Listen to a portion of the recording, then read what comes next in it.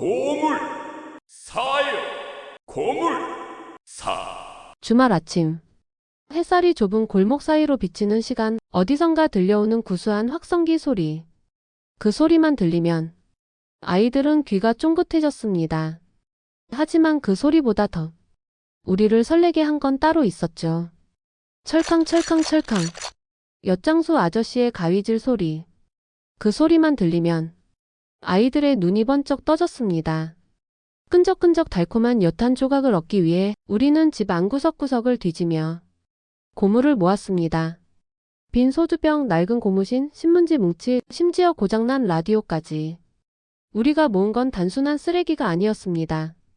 그건 달달한 엿과 눈깔 사탕으로 바뀔 수 있는 보물이었죠. 먹을 것이 귀하던 시절, 엿 한 조각, 뻥튀기 한 봉지가 우리에게는 최고의 간식이었습니다. 오늘은 그때 그 시절, 엿가위질 소리에 홀딱 반하던 우리들의 이야기. 그리고 어느 날 갑자기 사라진 풍구의 미스터리까지 지금부터 시작합니다. 철캉철캉철캉 골목 어귀에서 들려오는 엿장수 아저씨의 가위질 소리. 그 소리만 들리면 뭘 하던 아이들이 귀를 쫑긋 세웠습니다. 엿장수다. 엿장수 왔어.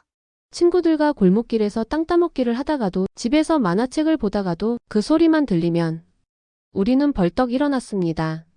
엿장수 아저씨는 늘 같은 복장이었습니다. 낡은 회색 작업복에 낡은 모자, 해진 운동화. 커다란 자루 안에는 눈깔 사탕과 엿이 있었죠. 아저씨가 자루를 펼치면 그 안에서 콩가루 묻은 엿모습을 드러냈습니다. 햇빛에 더욱 선명해지는 엿.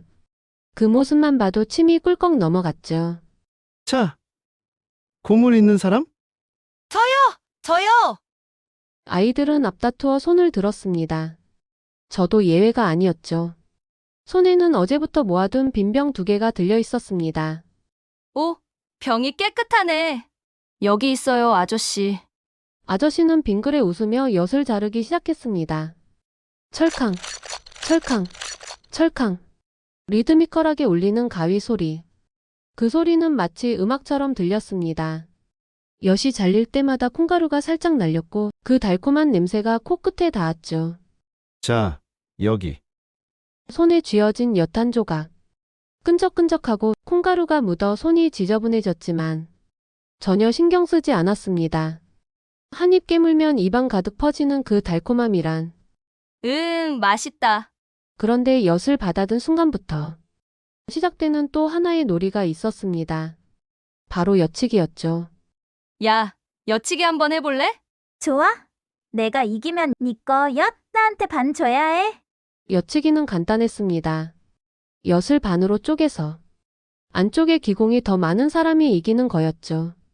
우리는 엿을 딱 하고 반으로 쪼갰습니다. 와, 내가 이겼다. 봐봐, 구멍 엄청 많지? 에이, 진짜네. 이긴 친구는 신이 나서 춤을 추고 진 친구는 아쉬운 표정으로 엿반 조각을 건넸습니다.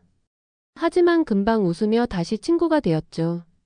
엿 한 조각으로 우정을 나누던 그 시절이었습니다. 친구들과 엿을 나눠 먹으며 골목길에 주저앉아 한참을 씹었습니다. 그런데 문제가 생겼어요. 끈적끈적한 엿이 이빨 사이사이에 꼭 끼어서 도무지 빠지지 않는 거예요. 이거 왜 이래? 답답하고 어색한 그 느낌. 마치 틀니를 낀 어른처럼 입이 제대로 안 다물어졌죠. 그런데 엿의 습격은 거기서 끝나지 않았습니다. 어느 날 아침, 엄마가 이불을 갤 때였어요. 어머, 이게 뭐야? 이불 안쪽에 끈적끈적한 엿 자국이 묻어 있었던 거예요. 엿을 먹다가 이불 속에 들어가서 손에 묻은 엿이 이불에 묻었나 봅니다. 엄마는 황당한 표정으로 저를 쳐다보셨죠. 너 이불 안에서 엿 먹었구나? 에휴, 이 녀석아. 이불 빨래도 쉽지 않은데. 그날도 한바탕 야단을 맞았습니다. 하지만 신기하게도 다음 날이면 또 엿 가위질 소리에 귀가 쫑긋해지는 게 우리였죠. 생각해보면 웃을 일이 참 많았던 것 같아요. 이빨에 엿 끼고 이불에 엿 묻히고 그 자잘한 사건들 하나하나가 모두 추억이었습니다. 그런데 말이죠. 고물을 모으는 게 생각보다 쉽지 않았습니다. 집에서 빈병이나 신문지를 구하기 힘들 때가 많았거든요. 그럴 때면 우리는 좀 창의적인 방법을 쓰곤 했습니다. 어느 날이었습니다. 저는 집에서 아무리 뒤져봐도 고물이 없었습니다. 그런데 신발장 구석에 낡은 고무신 한 짝이 눈에 들어왔죠. 이거 아무도 안 신는데 고물장수 아저씨한테 주면 엿받을 수 있지 않을까? 고민 끝에 저는 그 고무신을 들고 고물장수 아저씨께 갔습니다. 아저씨, 이거요. 이거 주면 엿주시나요? 오, 고무신이네. 그래. 여기. 신기하게도 아저씨는 고무신 한 짝에도 엿을 주셨습니다. 저는 그날 낡은 고무신으로 엿을 바꿔 먹었죠. 지금 생각하면 우습지만 그때는 정말 기뻤습니다. 하지만 문제는 따로 있었습니다. 고물장수 아저씨는 가끔 집집마다 돌아다니며 고물을 수거해 가셨는데요.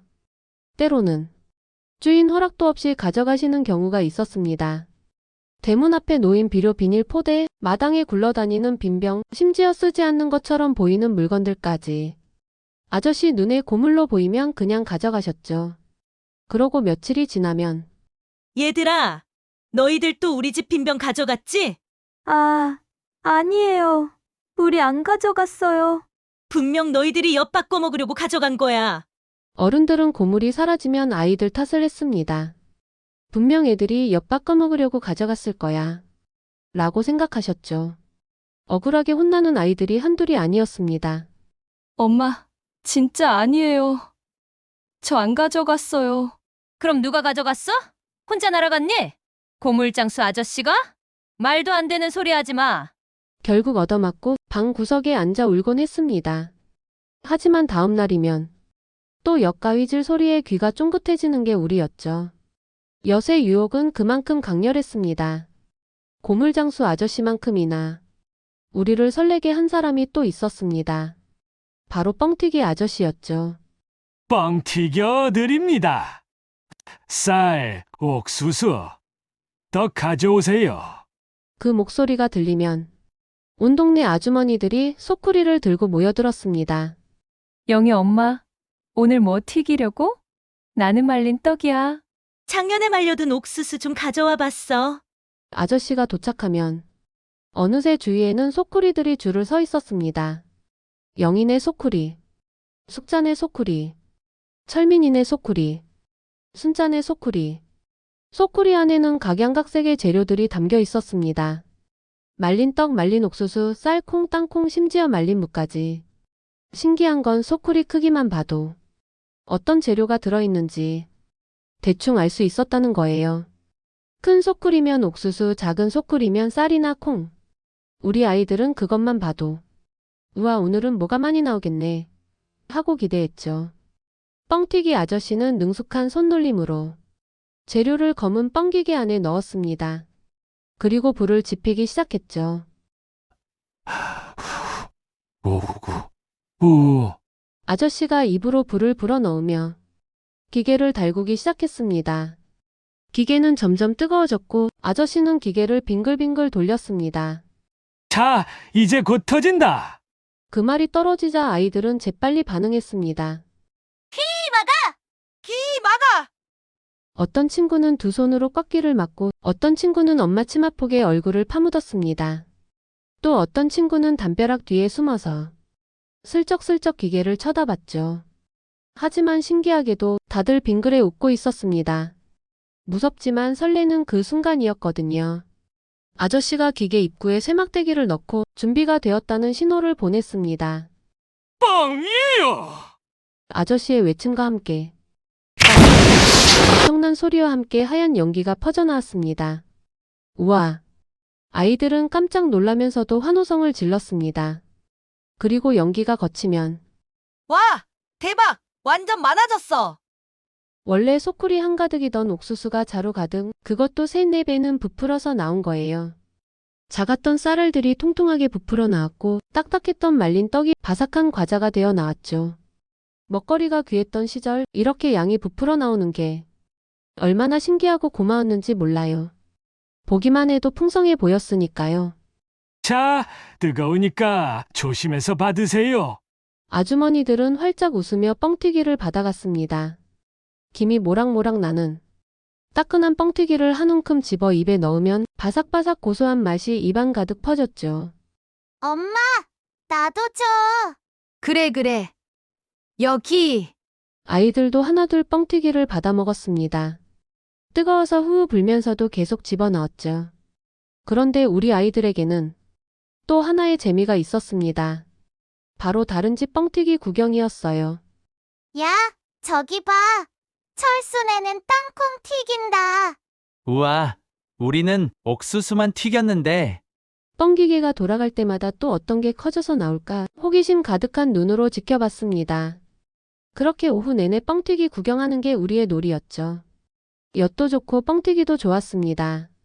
그 시절 우리에게는 유일하게 즐길 수 있는 간식거리였으니까요. 지금은 마트에 가면 과자가 쫙 깔려 있지만 그때 그 맛은 안 나더라고요. 평화로운 어느 날이었습니다. 그런데 갑자기 동네가 발칵 뒤집혔습니다. 미숙이네 풍구가 없어졌대. 뭐? 풍구가? 미숙이네 집 마당에 있던 풍구가 감쪽같이 사라진 거예요. 풍구가 뭐냐고요? 아궁이에 불을 넣을 때 바람을 일으켜서 나무가 더 잘 타게 해주는 조그만 철기계였습니다. 손잡이를 빙글빙글 돌리면 휘잉 소리를 내며 바람이 나왔죠. 미숙이 엄마는 그 풍구를 마당 건너방 아궁이에서 쓰고 사용 안 할 때는 마당에 가끔 내놓곤 했습니다. 낡기는 했어도 없으면 불 지피기가 정말 불편했거든요. 아니, 누가 풍구를 가져가? 그것도 마당에서.